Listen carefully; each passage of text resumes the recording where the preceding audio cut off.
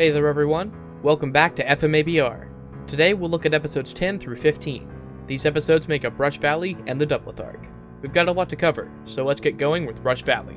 This episode starts with the beginning of 2003, but swiftly moves into Brotherhood for most of its run. This is done to mirror the manga, but unfortunately the rest of the 2003 episode is more or less unusable because of Panina. 2003 gave her a metal arm on top of the metal legs, meaning that we can't use any of 2003's chase scene, even though it was otherwise more accurate than Broho. Outside of this, Brotherhood is pretty good about manga accuracy once we get to Dominic's. The only bit of manga I considered adding was Ed trying to construct the bridge in the rainstorm.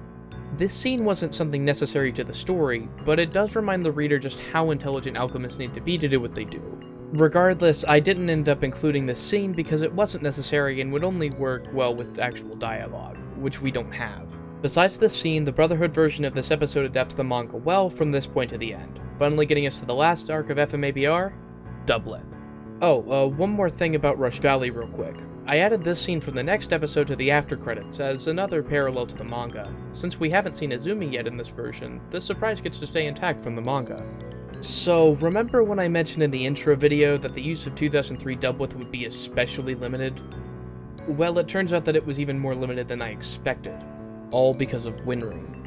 All these scenes from 03 are in the manga, but don't work because Winry's here and is given important conversational dialogue. It's impossible to take her out, trust me I tried, so we're almost exclusively rolling with Brotherhood's version of Dublith.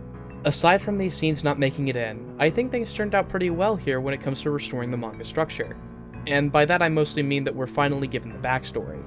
But not before one of my more ambitious inclusions formerly exclusive to the manga.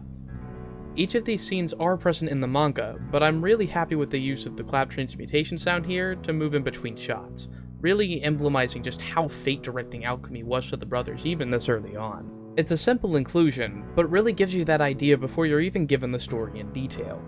Anyways, that whole part leads us into 2003's version of the backstory. I do want to mention that Brotherhood, outside of being placed in the wrong context, does these scenes pretty accurate to the manga. But this whole part of the story is just one of those cases where 2003 does an even better job than the manga, especially with the handling of Trisha Elric. This does mean the first case of heavy reframing since the train battle, but I think it'll be worth it for the overall better format. This adds some nice context and an early mention of Xerxes, and even some extra manga accuracy. From there we move to the island section of the episode.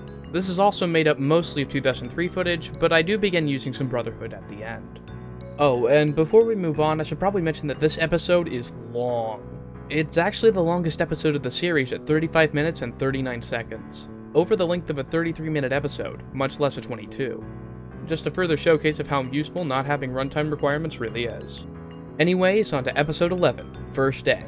This episode title actually gets two meanings now, with the first being the first day to the Elric brothers' training with Izumi, as well as Ed's first day as a state alchemist.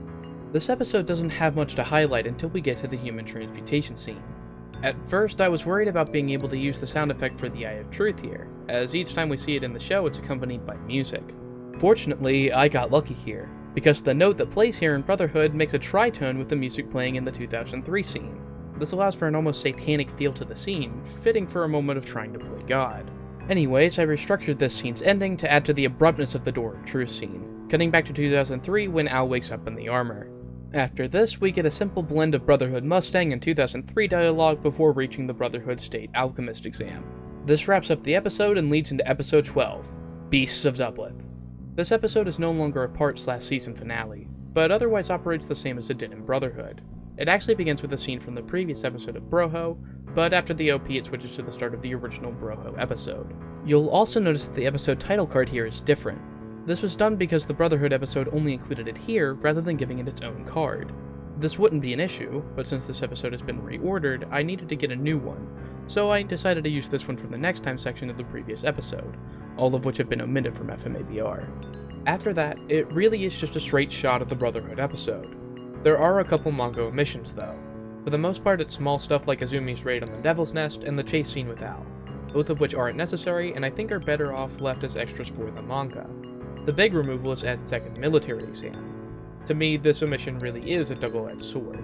Sure, it makes sense to have another military exam in the story, at least in the manga's case, and even allows for some pretty great comedy with King Bradley. It also makes the Führer's presence far less suspect in the South, as why wouldn't he lead a raid in the South if he was already there? It's for that plot reason that I also kept this exclusive to the manga. This brings us to our last episode for today, Those Who Lurk Underground. This episode will act essentially as the season finale of FMABR.